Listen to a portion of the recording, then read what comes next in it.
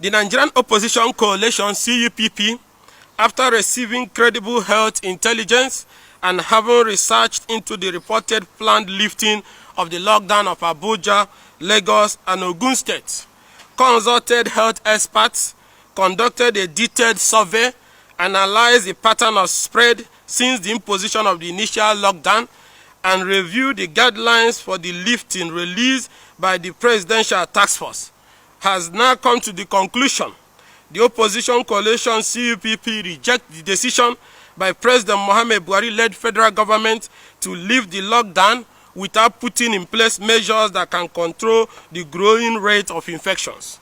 Nigerians will recall that following the address by the President on the 27th April 2020, we had immediately stated that the opposition received the announcement of the proposed lifting of the lockdown with reservations, pending the study and research by our experts.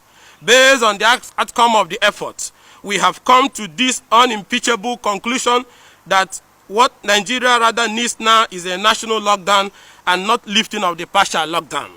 This is fundamental because, like we had highlighted in previous statements, a lockdown on its own without complementary action was not going to achieve much. The statistics of the pandemic today justify this position of ours.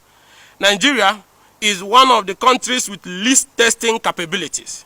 Fellow countrymen, can you imagine that with all the media noise and volume of money spent, including loans and donations being taken and received left, right, and center by President Buhari government, our dear country Nigeria, with a population of over 200 million people, have tested only 12,800. And I repeat, 12,800 citizens from 27th February 2020, the day the index coronavirus testing was positive. To date, with an approximate of over 2,000 infections, while our neighbor Ghana, with less population, has tested 120,000 people with around the same 2,000 infections. South Africa tested 210,000, Egypt 100,000, Morocco 40,000. And with this weak performance of testing only 12,800 since the infection started, how can Nigeria test people when lockdown is lifted with probability of more infections? The NCDC is talking of running out of testing kits and talking of no bed space, even with little case of 2,000 reported infections.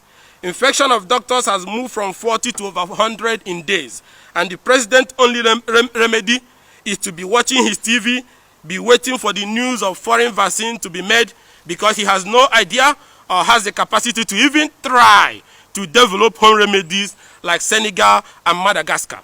And you want to allow such a man open the gate for people to roam the street because he ruined the economy and squandered the palliative that would have kept people at home. In view of Section 14 of our Constitution, of what use is he being president apart from issuing a detailed and pre-recorded speech whenever it suits him? The true test of leadership is here, staring us in the face. No money, no economy, no attempt to assemble our doctors and local herb experts to try something. Even those trying to develop local vaccines are not getting federal attention. The president prefers us to wait till our former slave masters develop something as usual. Nigerians, be careful as you come out, because the worst can happen now, as the health institutions and strategies Buhari put out are weak. And I repeat, are weak. That is why we are not comfortable with the plan to officially open the lockdown and allow people move in crowd with no capacity to handle the possible fallout. We hereby declare that President Buhari's lifting of the lockdown without complementary action cannot achieve the targeted aim of revamping the economy, as the virus will painfully and unfortunately spread again, and thereby force the government to shut down again, and this time under that circumstances. Fellow countrymen, we know it is hard, but the APC government led us to this hard spot. They wasted over 10 trillion in revenue and borrowed funds and could not bear the economy. Hence, everybody's pockets went empty within 24 hours of lockdown because the economy was already dead. The little left, they hid under palliative to take it away.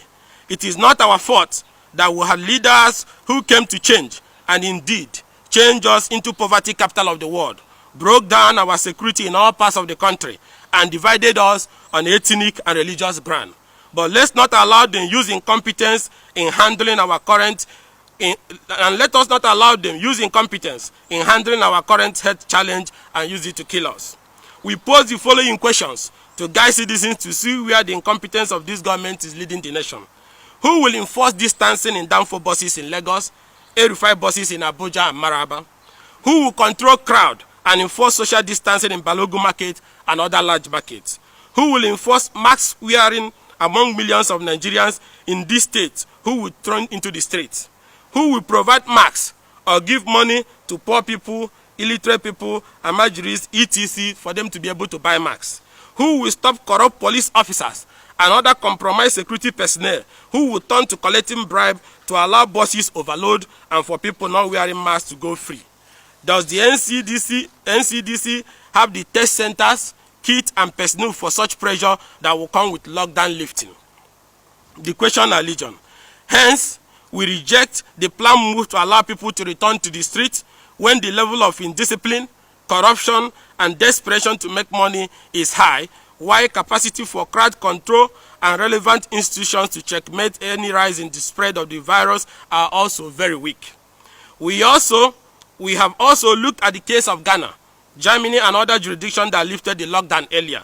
Then